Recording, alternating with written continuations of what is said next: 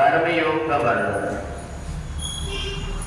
कर्मेंद्रियाणि संयम यास्ते मनसा स्मरण इंद्रियार्थान विमूढ़ात्मा मिथ्याचार सर्वोच्च। भगवान ने दूसरे अध्याय में सांख्य योग का वर्णन किया और सांख्य योग में भगवान कहते हैं कि जो भी व्यक्ति इस संसार में आकर के अपने इंद्रियों को वश में कर लेता है, उसने सारा संसार को जीत लिया। वो इधर उधर हाय हाय में नहीं पड़ता, परेशानी में नहीं पड़ता। उसको इस बात का ज्ञान हो जाता है कि मैं चाहे जितना भी अच्छा बुरा कर्म कर लूं, एक दिन मेरे को इसका जवाब देना पड़ेगा।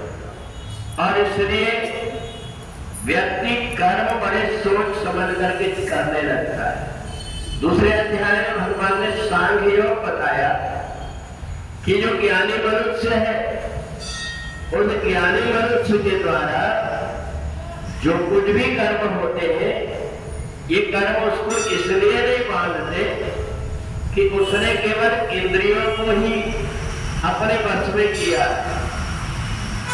अगर कोई व्यक्ति उपवास करने लगता है, तो जब उपवास करता है व्यक्ति, तो जिस समय वो उपवास करता है तो उसे पता रहता है कि मेरे को आज भोजन नहीं करना है।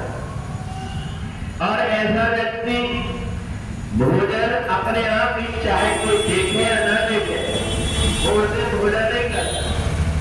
परंतु किसी व्यक्ति को जबरदस्ती ये कह दो कि तुम्हें आज भोजन नहीं देंगे, तो वो व्यक्ति पता नहीं कहां से जाकर के चुपचाप खा करके आ जाएगा। ये इंद्रियों का उसके ऊपर निर्भर रहता है कि जिस व्यक्ति की इंद्रिय अपने वश में नहीं है, दूसरों के सामने जो दिखावा करता है, उसको पाखंड कहते हैं। और इसलिए जो व्यक्ति अपने मन से कोई कर्म कर रहा है, बहुत से व्यक्ति बाहर से बहुत विनम्र होते हैं। नारिकेल समाकारा दृश्यन्ते खलु सज्जना। बहुत से व्यक्ति ऐसे होते हैं जो नारियल के समान रूखे दिखाई देते, परंतु अंदर से मीठे होते हैं। पर उसी प्रकार से बेर को देख लीजिए, देखने में बहुत अच्छी दिखती है, पर उसके अंदर गुठली होती है।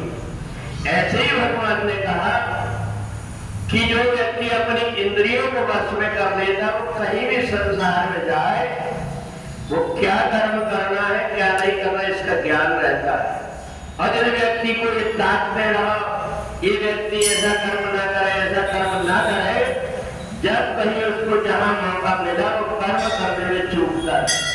इसलिए नहीं चूकता क्योंकि कर्म इंद्रियाणि संयम या मनसा स्मरण, उसके मन के अंदर से वासना नहीं गई है, उसके मन के अंदर तो उसकी इच्छा बनी हुई है।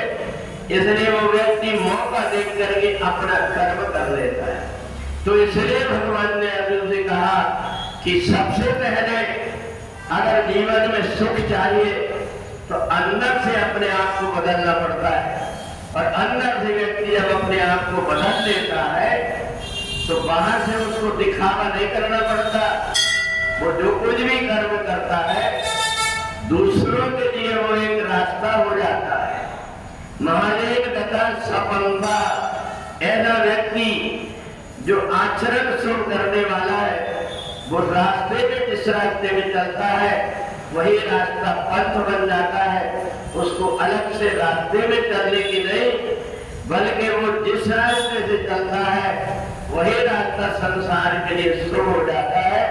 तो इसलिए कर्म योग में भगवान ने कहा कि यस्मात् इंद्रियाण्यादौ नियम कर्तव्य।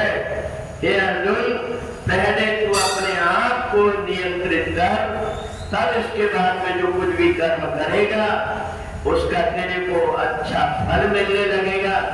क्योंकि मैं बाहर का फोटो नहीं लेता, मैं तो एक्सरा करके अंदर देखता हूं कि अंदर क्या भरा हुआ है। तो इसलिए अंदर की गंदगी को मिटाने के लिए इंद्रियों को अपने वश में करके व्यक्ति कर्म करता है, वही परमात्मा के अति निकट और भक्ति कर पाता है। बुरी वृंदावन बिहारी लाल